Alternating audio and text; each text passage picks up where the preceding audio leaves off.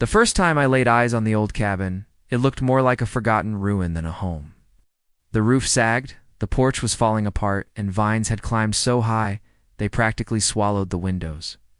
The county had listed it for auction. At a starting price of 25 cents? Yes, you read that right, just a single quarter. Most people laughed at it. They saw a money pit, a collapsing shack in the middle of the woods. But I saw something else. I saw history, potential, and maybe even a little treasure hiding beneath the dust. I had no idea that this silly impulse buy would turn into a $10 million property within a year, or that a local HOA would swoop in and try to claim it as theirs. The county tax auction was half empty. A few investors were there, bidding aggressively on foreclosed homes and vacant lots. When the auctioneer announced Lot 17, abandoned cabin, tax delinquent, minimum bid, 25 cents, the room erupted in chuckles. A cabin for a quarter? What kind of joke was this? Nobody raised their hand. Nobody wanted the headache. Nobody except me. I tossed my quarter into the jar and signed my name. For the price of a gumball, I had just become the legal owner of an acre of land with a dilapidated cabin. My friends thought I was insane. It'll collapse on you, one joked. Another said you'd have been better off buying a scratch ticket. I shrugged them off. Something about that place felt different. The first weekend I drove out with a flashlight, some gloves, and zero expectations. Inside, it smelled of rot and dust, but the structure wasn't as bad as I feared. The logs were solid, the stone chimney intact. Under a tarp in the attic, I found a chest filled with old papers, photographs, and letters, dating back over 100 years. The cabin wasn't just a random shack, it was a historical homestead. Once owned by a family of early settlers who had built much of the surrounding town. That night I did research at the library. Sure enough, the cabin had once belonged to a man named Samuel Riker, a pioneer whose descendants had long since moved away. The property had been forgotten, taxes unpaid, until the county repossessed it. What everyone dismissed as worthless was actually a registered historic site that had slipped through the cracks of bureaucracy. I started small, cleaned out the trash, patched the roof with reclaimed wood, replaced the broken windows. Most of the work I did myself with help from YouTube tutorials and weekend trips to the hardware store. Every nail I hammered felt like breathing life back into the place. A local historian caught wind of what I was doing and came to visit. His jaw practically hit the ground when he saw the restoration. "Do you realize what you have here?" Asked.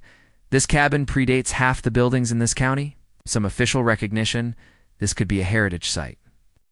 That was the spark. One applied for historic preservation grants, and to my shock, they approved funding. Suddenly, I had money to restore the cabin properly with authentic materials, professional craftsmen, and guidance from preservation experts.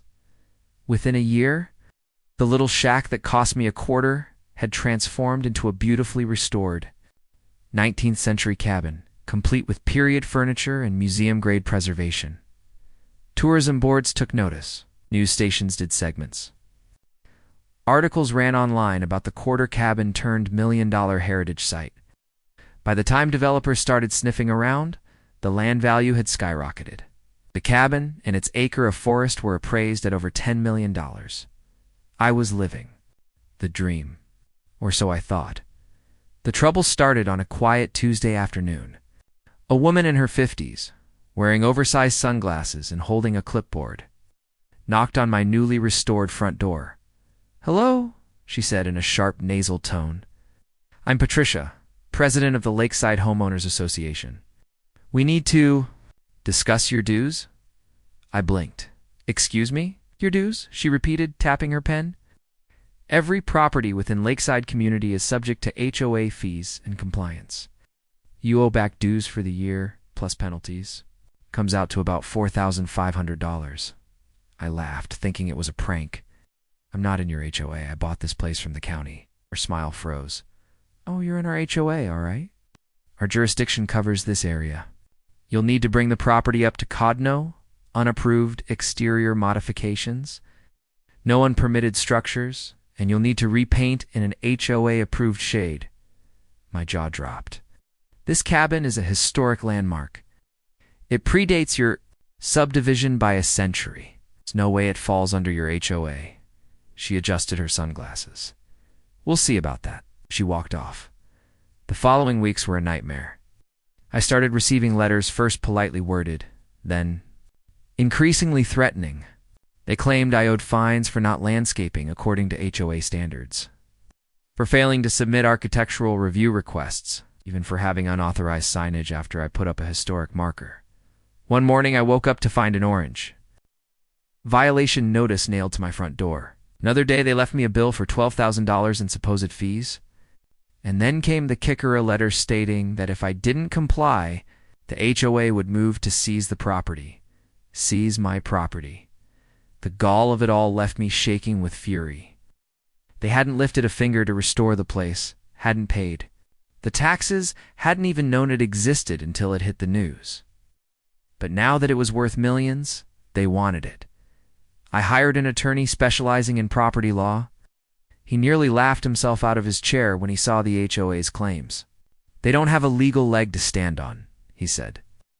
Your property is outside their recorded covenants. And even if it weren't, historic status trumps HOA regulations in most cases. We sent a cease and desist letter. The HOA ignored it. Instead, they escalated sending security guards to patrol my land, posting more violation notices, even threatening to auction my cabin to recoup supposed debts. The final straw came when Tricia and 2 board members trespassed onto my porch during a guided tour and tried to hand out pamphlets declaring the cabin illegally occupied HOA property. Tourists snapped photos. The local news ran another segment, this time about the HOA's harassment. The case went to court. On one side sat me and my lawyer, armed with deeds, maps, and historical designations, proving beyond a doubt that the cabin was independent of the HOA. On the other sat Patricia and her board, smug and self-righteous, claiming that all land in the surrounding subdivision is implicitly bound by HOA jurisdiction. The judge was not amused. He grilled them about boundaries, filings, and deeds. When they couldn't produce a single document tying my property to theirs, his voice thundered through the courtroom. You attempted to collect unlawful dues, issued fraudulent fines, and threatened to seize land that does not belong to you. This borders on extortion. Patricia's face went pale. The ruling was swift. The HOA was ordered to pay my legal fees, fined for harassment, and barred from ever contacting me again. After the case, the HOA's reputation crumbled. Residents began questioning why their board wasted thousands of dollars trying to steal property that was never theirs. Several members resigned in disgrace. Patricia was voted out within months. As for me, the cabin's value continued to rise. It turned it into a historical museum and event venue. Schools brought kids for field trips. Couples rented it for weddings. History buffs came from across the state to see the quarter cabin. And every time I opened the register, counting the revenue that rolled in, I thought back to that single coin. A quarter that bought me not just land, not just a fortune, but justice. What started as a joke purchase became the best decision of my life. That old cabin taught me the value of persistence, research, and standing your ground when entitled people try to take what's yours. The HOA tried to bully me. They failed to understand one simple truth. Ownership isn't about power trips or fines. It's about history, hard work, and law. And in the end, all their greed, their schemes, and their arrogance were crushed by the fact that one man believed in a quarter's worth of possibility. This story is just the beginning. There is so much more ahead. Subscribe to the channel to join me on this journey.